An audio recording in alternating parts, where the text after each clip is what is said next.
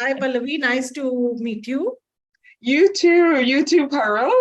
So, as Ramjim said about you, so looking forward to this and having a bit of a conversation and kind of like making some awareness, isn't it? Which is so important. Same here. It's a very important topic, and yeah, it's a topic which often gets it's getting increasing attention nowadays, but it does Yeah, get neglected a lot as well. I And know. so it'll be really nice to have your take on it. And considering the amount of stigma that is around seeking help for mental health, so which multiplies in India because, as you know, because of the various layers in society, so that always multiplies. So No, I'm looking forward that's to very true. That's very true, actually, because there is a huge difference still. I mean, we'll talk about this, but there is this huge difference still between the Western society here in the UK, which is getting so much of paramount importance, I think, which is the key to going forward here.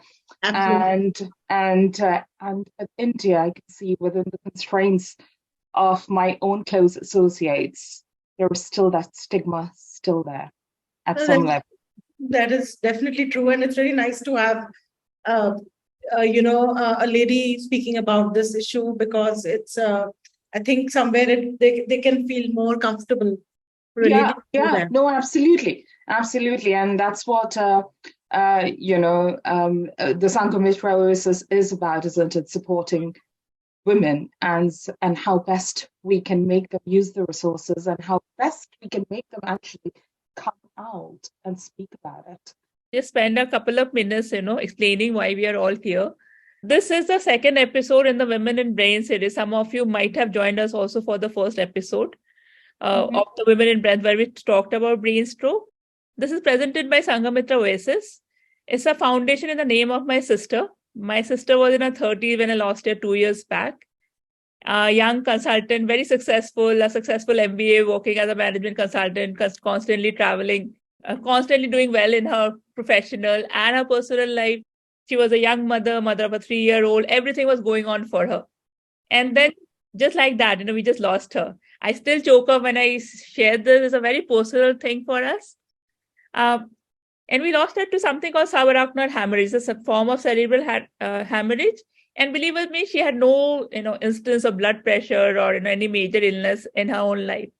I talked to several doctors after that. We tried to understand what caused this, and doctor said, and what it kept boiling down to was, the modern life that we lead as compared to our parents. My parents, I envy my parents now. I always said you all led such boring lives.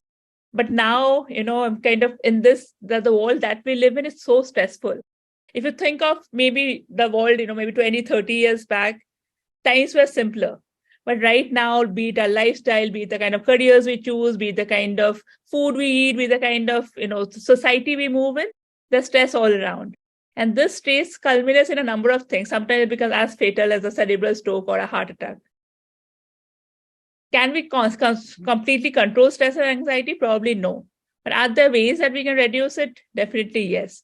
So, in the first episode of this 3-part series on women's and brain health, we talked about strokes. We had a neuro specialist again from NHS United Kingdom join us then. We again have Dr. Pallavi Bujarbaruah, noted psychiatrist from UK, Oxford Trent, to talk about the stress and anxiety, to talk about how can we manage it, or if we can at all manage it, or if we can at all take steps to reduce it. Again, this is probably a problem that affects, even if I don't stretch it, it probably affects at least 8 out of 10 people. Ask any person, a person who walks with you, a person who is a friend, ask a person who moves in the same circle, is she or he stressed? The answer is probably going to be in the affirmative. We're going to talk about anxiety and stress today, and with I've got an extremely good host. We've got Paarul. Paarul again has been a great friend and a mental health champion herself. She runs the PRMoment, and someone who has been at the forefront of, she's someone who owns up to mental health struggles herself. So I thought that, there could be not two better people. Pallavi and Paarul are both great friends and are experts in their respective fields. And again, very nice people. So these are just the kind of people that you can have a honest, engaging conversation with. Joining Sanghamitra Oasis again in this, in this awareness building session are our partners, which is Vicky. Vicky is the Women's Industry of Chamber of Commerce in India. represents a number of talented, entrepreneurial, successful women across India. It's a vast network across India, which is advancing the cause of women entrepreneurship and the cause of women in their professions. So Wiki, of course, is a very, very apt partner for this. We also have WOW, which is Women of Wonders. Again, a body which is working to promote more and more women in their professional lives. And the third partner, again, last but not the least, is Everest Healthcare, a Calcutta-based company which has been working on promoting healthcare on the ground and in making healthcare more accessible. When I reached out to each of these partners, they resonated with the cause. I'm grateful to all of you. So with this, I will throw the session open and hand it over to Paarul and Pallavi. The way that this is structured is we have a set of questions. It's going to be a structured Q&A round where Paarul is going to walk Pallavi through to some question, and Pallavi will, of course, be answering them to talk more about mental health and various aspects of stress and anxiety. But like you also saw with the last session, this is very interactive. So we'd like to have a long Q&A round at the end of it. Ask any questions you want. Bring around this absolutely a safe space. So we want the questions to come from you, from each one of you. And I'm sure that Pallavi will be, all the more willing and happy to answer them. So with that, I hand it over to you, Paarul. Thank you so much. Thank you so much, Rimjim. It's an honor to be here with all the lovely partners in this. And welcome, Pallavi. It's really an honor to have you on this show today and coming off a massive session at the hospital itself. So we know that you've been really around the clock. So thank you for taking out the time to do this. To add to what Rimjim said, we'll go through a brief Q&A. And after that, we'll have it very interactive. You can please put in your questions in the comment box. Wherever technology permits, Rimjim will open it up for you to ask yourself. Otherwise, please put your comments and questions in the chat box. One little bit word of caution, Pallavi will not be talking about specific medications. So while this is a very safe space to ask any question you feel like, she will not comment on individual medicines. So please keep that in mind. With that, we just like to get started the conversation. Pallavi, a very basic question. Is stress really bad? Is stress really bad for you? Yeah, first of all, I just wanted to say, what an honor it's been, okay? And I just forgot to introduce myself. I know I had introduced you to and Rimjim, but it's a great honor to be here. And I'm looking forward to having a very informal chat, okay? And actually seeing how best we can help you. And your first question is stress really bad? Is that right? Yes. Yeah, See, first of all, I think it's important to understand what stress is, okay? And we all, human beings, at some point, we are going to have some stressful situations and some stress. And that's completely normal. What is actually stress? I would always say it's a body's reaction, okay, to when you are feeling under pressure or when you are threatened. Okay, sometimes stress kind of gives you adrenaline, okay, which is called the fight and flight hormone. Okay, so what happens is that it motivates you and you get your things done quick. However, if now stress is going to get much more severe and on the longer term, right? And it's kind of affecting what I say as your daily life. And you have seen that, it's starting to affect on your family, on your relationships, your job, and social situations. And you're starting to have bodily reactions, psychological symptoms. That's when it is bad, because we see this a lot of time, even, at work. Long-term stress can lead to complete, what I say as physical, emotional, and mental exhaustion, which is also commonly called as burnout. So yes, long-term stress needs to be controlled. Flowing from what you just said, Pallavi, we seem to hear a lot more about stress, and especially after COVID, you keep hearing about the physical impact of stress. Not that it's a mental issue, but it's also physical. There is a verifiable physical impact. What do you think has changed in the last couple of decades that not suddenly, but steadily this has come into the mainstream conversation? Yeah, I mean, it's not even just stress. We hear a lot about anxiety and depression, which is all kind of comorbid, okay? and it kind of runs in parallel. So what's exactly happened is like, we hear about it a lot more in recent times. Okay, and no one seems to have an exact answer to this. However, we have a variety of factors that kind of contribute to it. So I do feel that like some of the researchers have also said that like regarding stress and anxiety disorders, it's not necessarily increasing. However, people are becoming much more proactive and forthright in their coming and opening up about it, opening up about their symptoms and actively seeking treatment and support. Especially what I see is in the Western world, where I come from, in the NHS. So, one thing is I keep time and again saying this, one thing is about lowering the stigma. I do feel we have come to a way that it has lowered a little bit, but I know in India, and talking about like from close associates, the stigma still continues to be there. And that is why we are here to create the awareness, that when it starts affecting anxiety and stress on your daily functioning and daily life, it is time to seek help. Okay, so yeah.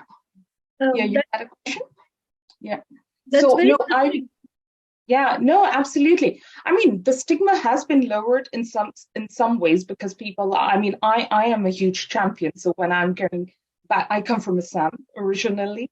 So, I speak to all my colleagues and friends there, and we create a championship there. But I do know at some other parts of India as well, the stigma, and it's kind of a bit of a taboo, isn't it? That's still there. And one thing I'm very, very kind of focused and forthright is, anxiety, stress, depression. I'm talking all three in here just because, they do comorbid, okay? They do run in parallel. The most important thing for people to recognize is that these are genuine problems, okay? Okay, this is a genuine illness, okay, with real symptoms.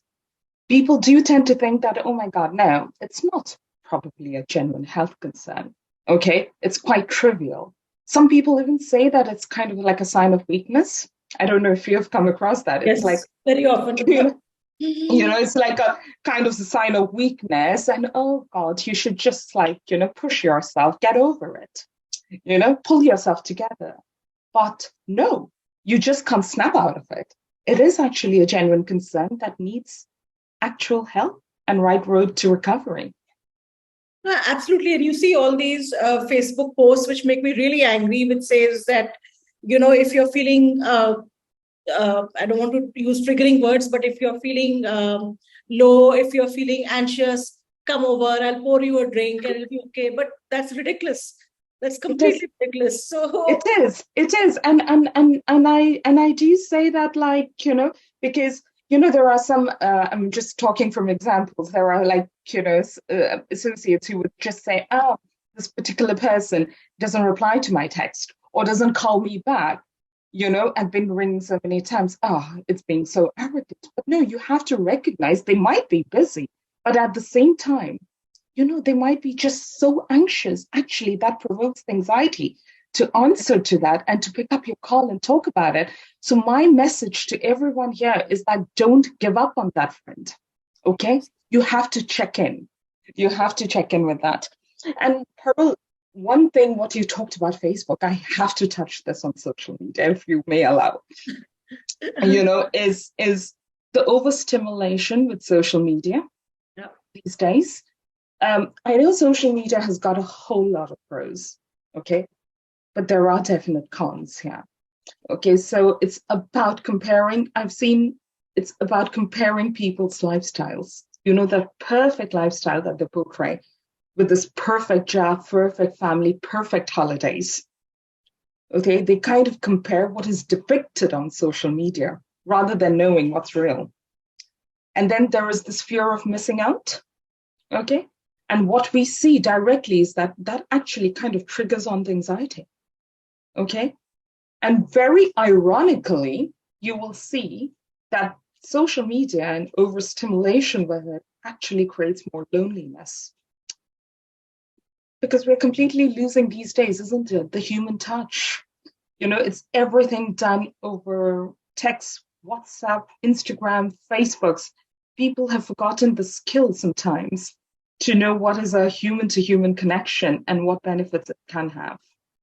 Absolutely. In fact, for older people, there is a concept called skin hunger, as you know, where you so much are not used to being hugged and all, and how much relief it can give you from the situation.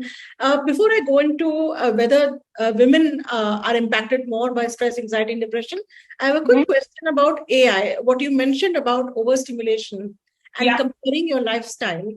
It can really blur the boundaries because it can seem so real. Everything can seem so real. Pictures, everything, body imaging. What would be your opinion on how to fight this latest threat of AI-induced imagery? It's more about, always think about what you, as someone really said this, and it really hit me hard as well, what you have rather than what you don't have. Okay, otherwise there is no end to this. How much are you going to keep fighting for?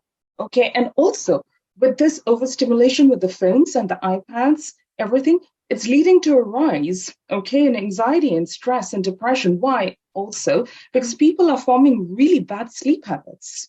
Yes. What we keep seeing is that what happens is that these blue light waves, okay, from your phone and iPads can actually affect your body's production of melatonin, which is the sleep hormone. Okay. And as a result, you're getting very kind of disturbed sleep, and your deep sleep is not that good quality. And what happens, even if you think you're sleeping, you're not actually having a very restful deep sleep. And you wake up feeling more irritable, feeling lethargic, having low energy. So I think a good sleep hygiene routine is paramount here. It's hard, I know, but I always say switch off any blue lights at least an hour and a half before bedtime. You read a book, have a bath, listen to some calming music. We didn't have all of this in our younger years, when you compare, right? And as I said, I'm a child and adolescent psychiatrist, so I have to keep repeatedly saying this to the teenagers, to the young adults and the parents. The boundary setting is important, whether you like it or not. So absolutely. So reduce those Netflix binging sessions. Oh yes. At least an hour and a half before bedtime. So coming to a lot of people, rightly or wrongly, think that this is something which affects women more than men. Is that accurate according to science, or is it? I'm not sure where that thought is coming from, and what is the perspective that you'd like to give us on that? Yeah, I mean, with anxiety disorders, you're completely correct, and it's not just a saying, but it affects women more than men. It's almost said it's like twice as likely, women are more likely to suffer from anxiety disorders. I'm touching more on the anxiety here, okay? It's here. So from anxiety disorders, and there is a few kind of contributors to this and factors that's been studied. And one is actually hormone fluctuations.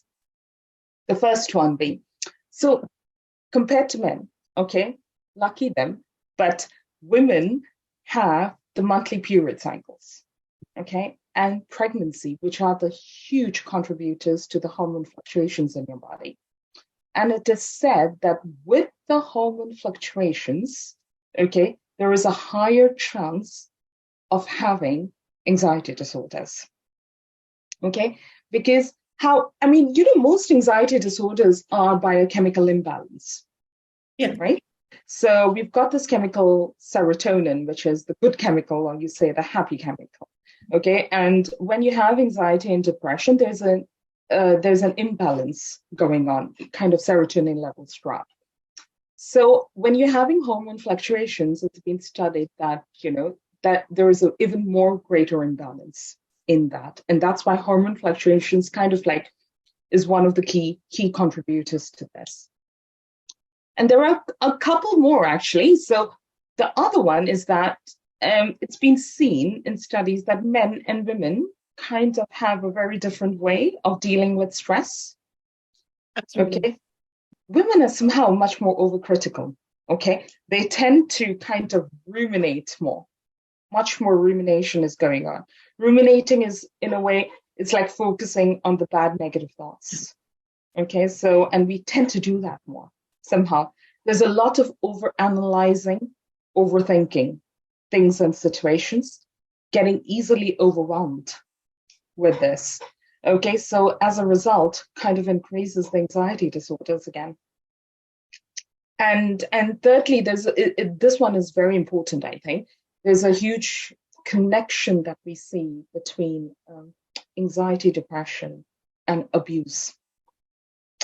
Okay, so it's a very key thing. So we see that with any kind of women, unfortunately, are more prone to emotional, physical, sexual abuse, domestic violence. All right. So women who have experienced these traumatic experiences or any kind of abuse have a much higher chance of having an increased anxiety disorder or depression. No, that's very interesting in the sense that women are also less likely to seek help. So, so coming and it's actually a global trend of how research in women's health and in women's medication and women's health solution is always takes the lower step towards what is happening for men. So that's pretty much something which has been called out internationally as well, given the latest trends in trying to control reproductive health as well for women. So flowing from that, Pallavi, if you could take us through two scenarios. If I'm someone who wants to seek out help for anxiety, stress, or depression, if I'm in that position where I'm willing to go and do that, what are the steps I should take? And secondly, if I'm an ally or my family member I'm observing, then the need, how do I help them? So Okay, so I think this is a very good one, actually, because then you kind of, I've seen this myself in situations all the time when people don't know exactly when to seek help and what to do about it with a close associate. So I think, Paarul, I think it'll be important because if I touch upon a bit of anxiety, as I had said previously, and what actually is anxiety, okay, and what you find and when do you seek help, okay? So, I mean, to be honest, anxiety is at everyone in our points in life. We are going to have some sort of anxiety, isn't it? What is anxiety actually? People might ask me this because, we talk a lot about anxiety, but what is anxiety? It's a feeling of unease, I think. It's a worry, okay, or a fear, okay, that kind of encompasses you, right? And you feel quite nervous and you feel like, oh my God, you're feeling a bit out of control. So, there are for example, I'll give you certain scenarios. Like, if you're going for a job interview, very important one, you're sitting for an important exam, or you're taking a medical health examination to determine your physical health. At these points, to feel a bit worried and get a bit nervous is absolutely okay. Okay. But when does it become a problem? The problem becomes when it starts affecting your daily life. You're having this anxiety almost on a daily basis. What are you tending to think? You're tending to kind of overthink, overanalyze. There is this fear of what I say as impending doom. Okay, so, and you tend to think that you're starting now to worry about any trivial things. Small things, simple tasks can become like a mountain to climb. You're starting to think the worst. It's called catastrophizing, okay? Very simple task, you're starting to think the worst about it. And there's a lot of overthinking, as I said, a lot of overanalyzing, feeling really overwhelmed and almost creating panic in you. And I also feel that you can have, then you're starting to have these physical symptoms of anxiety. Okay, you feel that, oh my God, am I getting a heart attack? Because you're feeling chest pain, your heart is pounding really hard. Okay. You almost feel difficult to breathe. You feel you're losing consciousness. You feel dizzy. You feel very nauseated. You're actually sick. Okay. And then like from the emotional side of things, you know, you have this fear of that you're losing control. You can't concentrate on things. You're having difficulty sleeping. You're not being able to fall asleep. You're waking up in the middle of the night many times. You have early morning awakening. There is changes in your appetite. These are the things. And if it is continuing on a daily basis, almost on a daily basis, and in out here in the UK, to get diagnosed with a generalized anxiety disorder, you need to be having these symptoms, okay, the feelings, that constant underlying anxiety for almost 6 months to get a diagnosis. Okay, so in depression, it's different. It's 2 weeks of persistent sadness. It's 2 weeks. But we can talk about depression in another forum again. Okay, we can touch because that's a lot to talk about as well. But concentrating on anxiety, it's almost on a 6 months on a regular interval you're having. And then now it's starting to affect your daily life. That's really interesting. So I'll just call out some of the things you mentioned that, difficulty in performing daily tasks. Maybe you stop caring about hygiene. I think that happens faster in depression. Depression, yeah, because they can comorbid, as I say. Can comorbid, yes. Comorbid, yeah. You're right. When it happens like an underlying film, as you said, every day it's happening for a period of 6 months, that's when you know.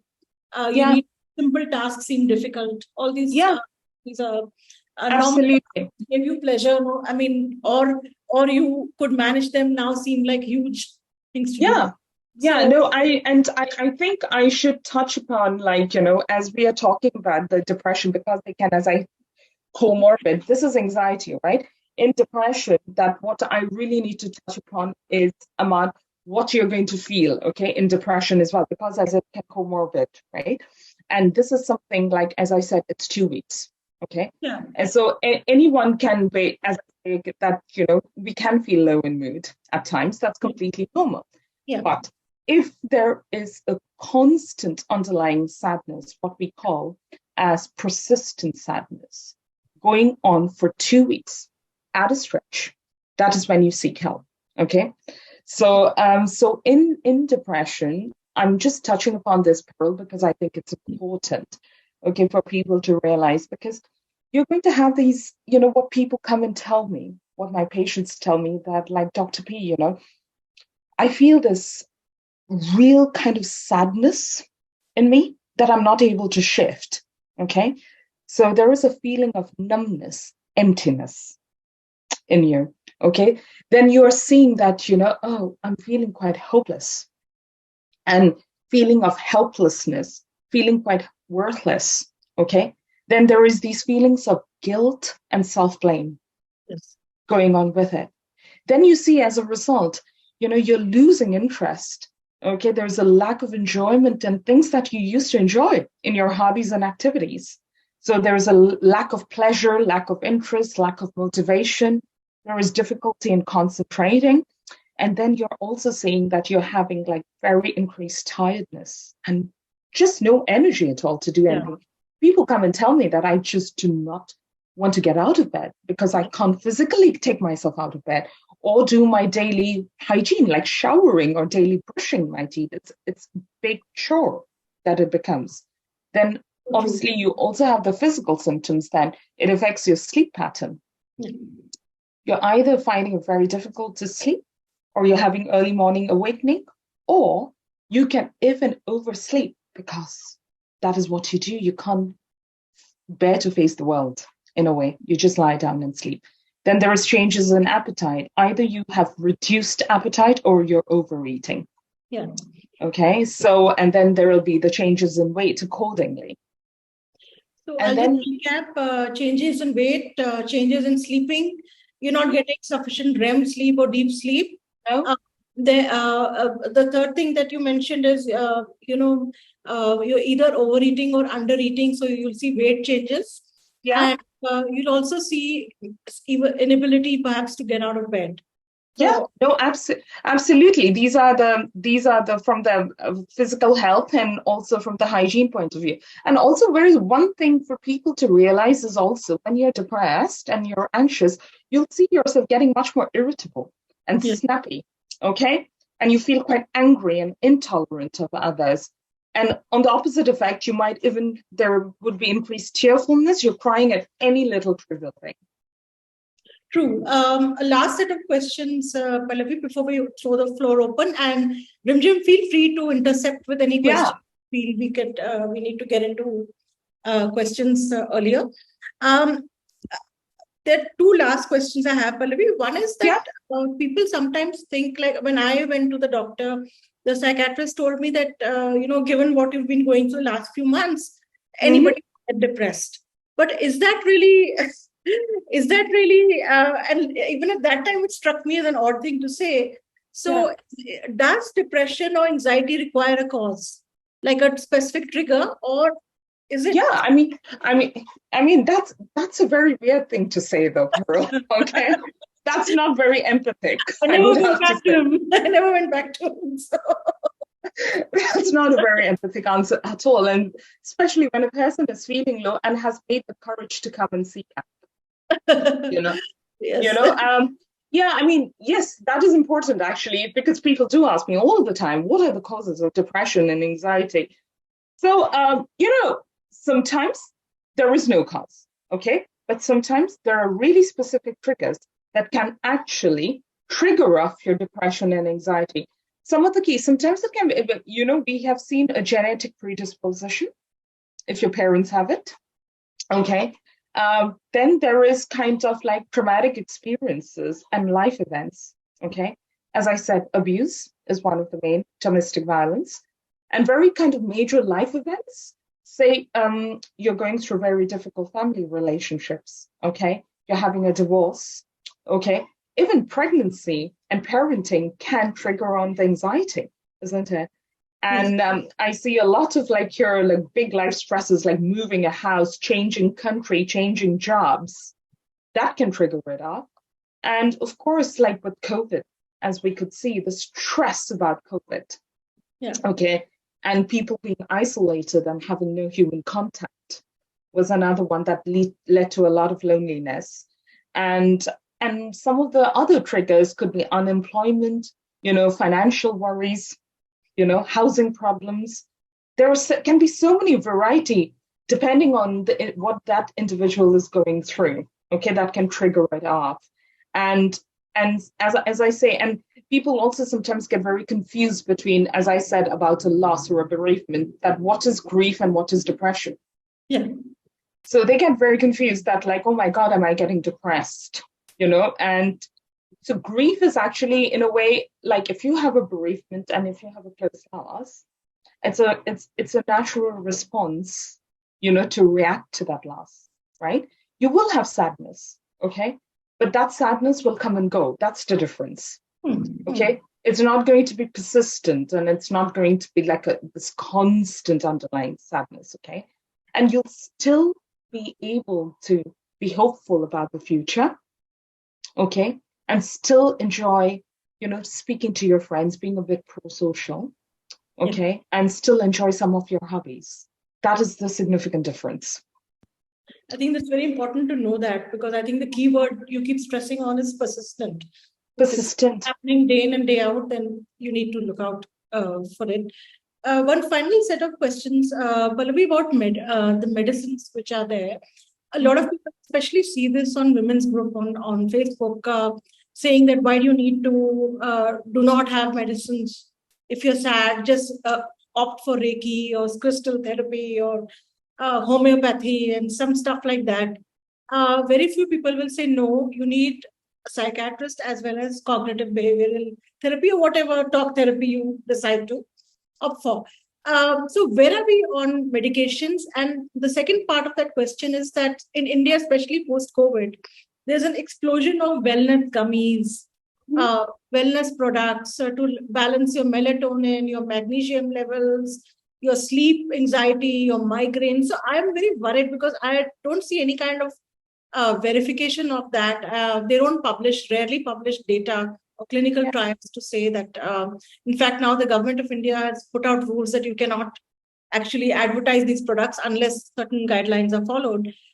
Given that, and I'm very glad that they are doing that, because without evidence-based research, I don't know what you're putting in your bodies. Exactly. So what are your qualifications to say that you can cure diabetes, for example? I mean, it is a very extreme statements are being made, and I've seen a lot of it is around depression, anxiety, and stress, and gummies. So there's a lot of promotion of those kind of things, which I don't know the veracity of that.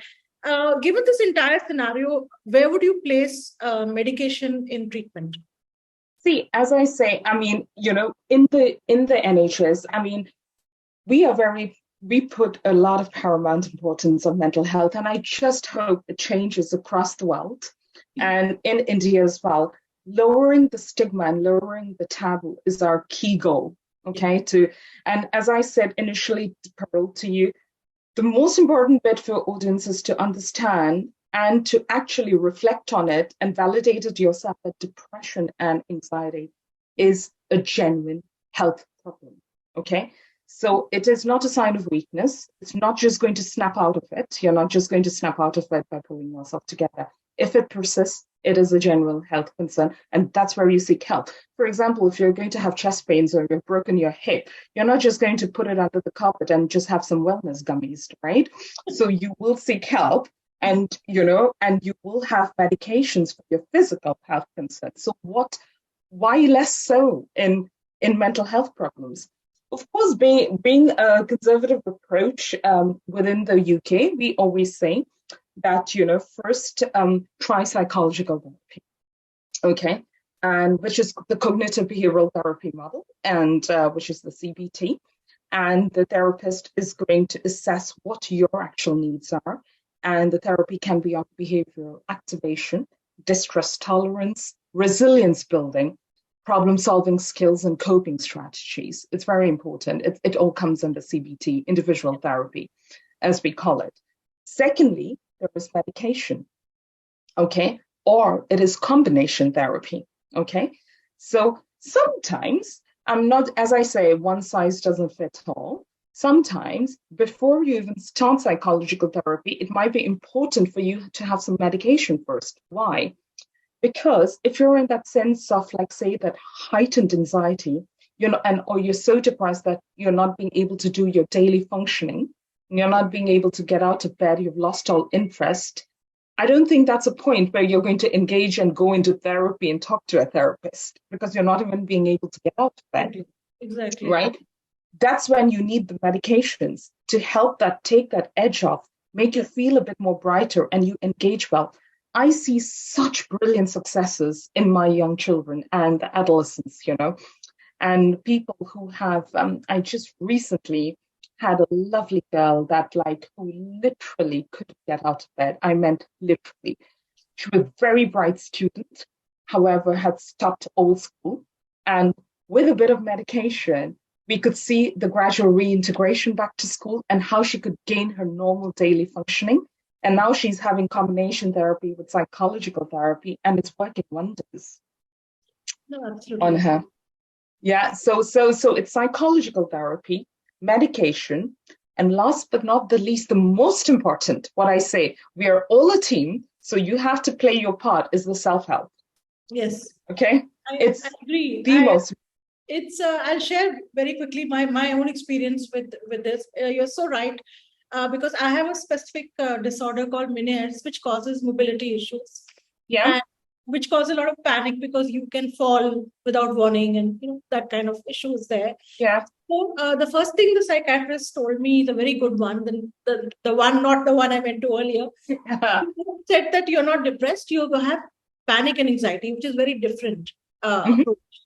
And the second thing I can say for sure, because I needed exposure therapy to ride in a car, to take an elevator.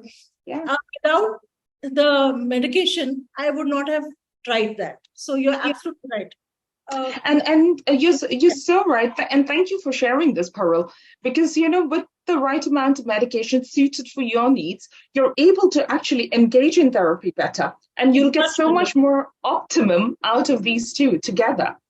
Much better. He actually, from a situation where even a drive in a car was difficult, I started taking flights. So, with so much of dizziness and all that.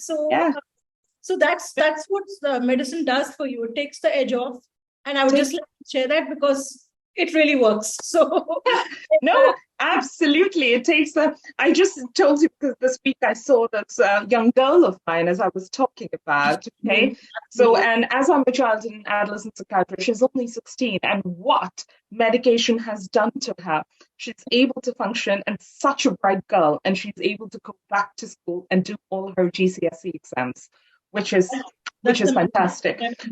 Which is fair. And Paarul, on the point going with that flow about self-help, people might even think, what is self-help? Right? Yes. Self-help is important. What I say is, let's go back to basics. Okay, first, okay. A good, healthy, balanced diet. Diet is so important, okay? Not too much sugar, not too much junk, because it's going to make you slump and it's going to make you irritable and quite angry and reduce your energy levels. A good sleep hygiene routine. We have touched upon that. So, but I think the sleep hygiene routine is paramount. What sleep does to you and your emotional well-being is something else. Okay. And being pro-social, go and talk to someone. Okay. Being pro-social, as I said, that human connection is important. Okay. That is your self-help. And also regular exercise. I don't just mean like going and hitting the gym. I'm not a gym fan, but getting out in the fresh air, going for walks. If gym is your thing, then of course. But for me, what works is yoga. I swear by yoga. I've been doing yoga since I was in class KG. So yoga, deep breathing exercises and relaxation exercises increases the oxygen circulation in your brain. And as a result, helps you with anxiety better. And, there is this wonderful app called Headspace in the UK. I don't know if that's in India. Yes, it is. It's on mindfulness. It's a great app. Yeah. And it's mindfulness, meditation, all of that. That is your self-help. Okay. And of course, there are self-help courses. You can get self-help books. Okay. That is there. But just go back to basics always. And then work through that. Thank you. Before I hand over to Rimjim, just quickly recap my learnings from you today. The thing I've learned is that awareness is extremely important. So do seek out help, or if you are someone who's close family member, friend, help them seek out help. Anything which is persistent is a big word for today. Anything which is carrying on day in and day out and is affecting your life, your normal routine, whether it's hygiene, eating, sleep, or work, that's a sign that you need help. Medicines are good. With the right medicine and the right talk therapy, you can take the edge off and engage in therapy better. But keep in mind that you have to go to a licensed psychiatrist. Don't try and skip that. Take proper advice. The last I would say is that if you had a broken leg, as Pallavi said, you wouldn't drag it around popping gummies. With apologies to fans of homeopathy, mental health requires evidence-based help. So thank you, Pallavi, for your time, and really lovely hearing from you.